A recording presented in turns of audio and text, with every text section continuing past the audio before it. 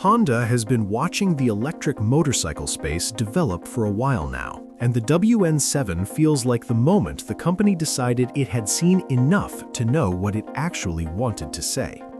What it wanted to say, apparently, is this: an electric motorcycle doesn't have to look like it arrived from a different dimension to prove it belongs in a different era.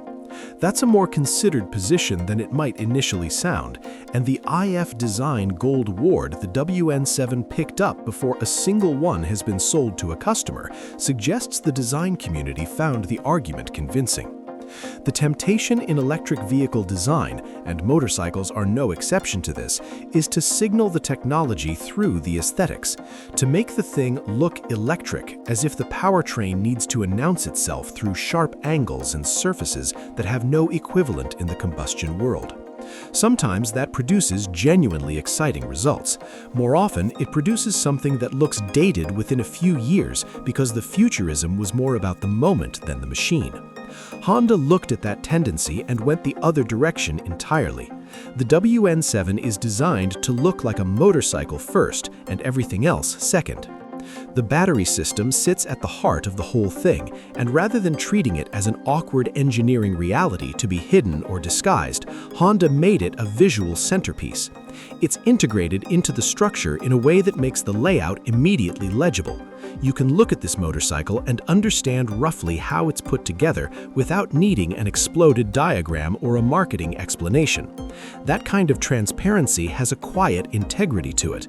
It's the design equivalent of showing you're working rather than just presenting an answer, and it results in a visual coherence that more elaborately styled machines often struggle to achieve.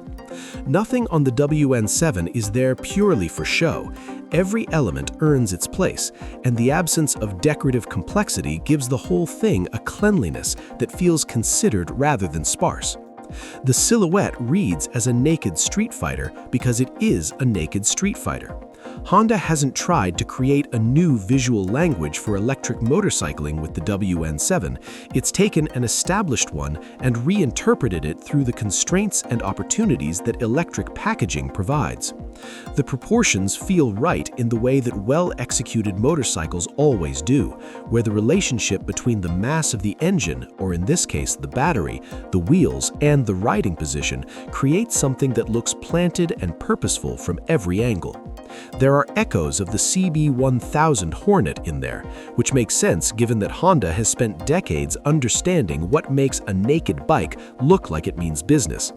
The WN7 carries that understanding forward without trying to erase it.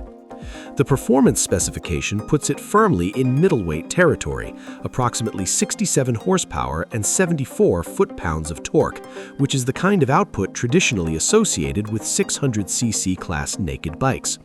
Those numbers won't intimidate anyone coming from a leader-class machine, but they're also not the point of this motorcycle in isolation.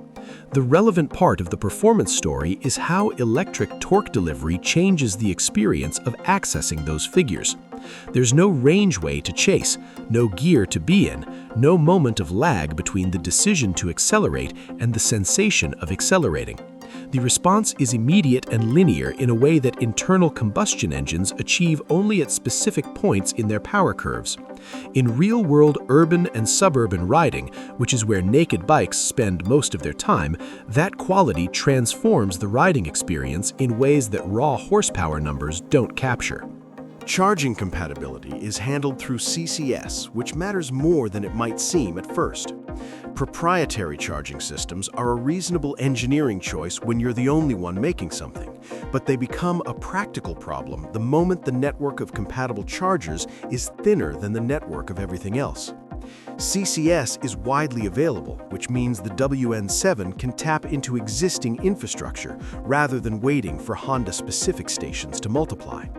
A 20 to 80% charge in around 30 minutes is the figure Honda is working with, and that's a meaningful number for anyone thinking about using this motorcycle for more than short urban hops.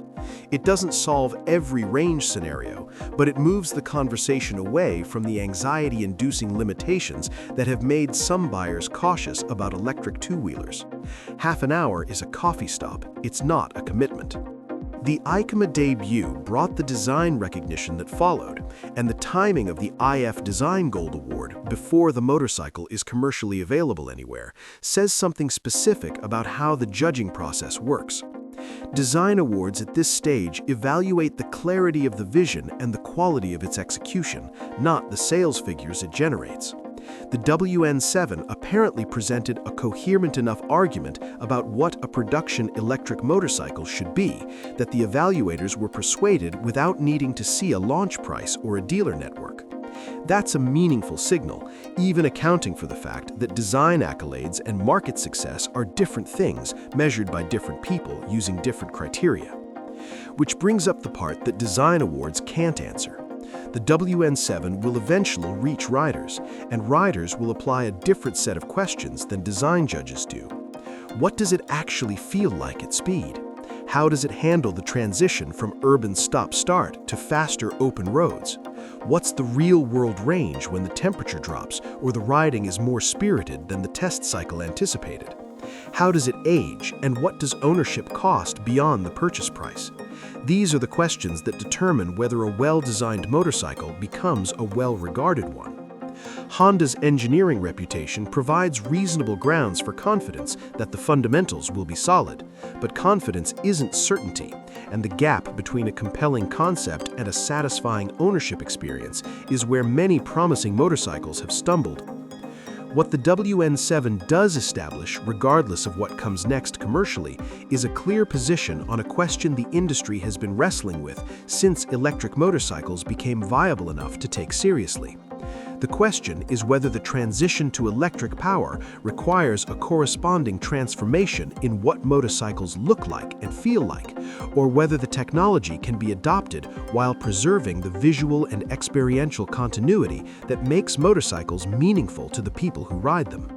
Honda's answer, expressed through the WN7, is that continuity isn't a concession to tradition, it's a legitimate design choice that can produce something genuinely excellent when executed with enough conviction and skill.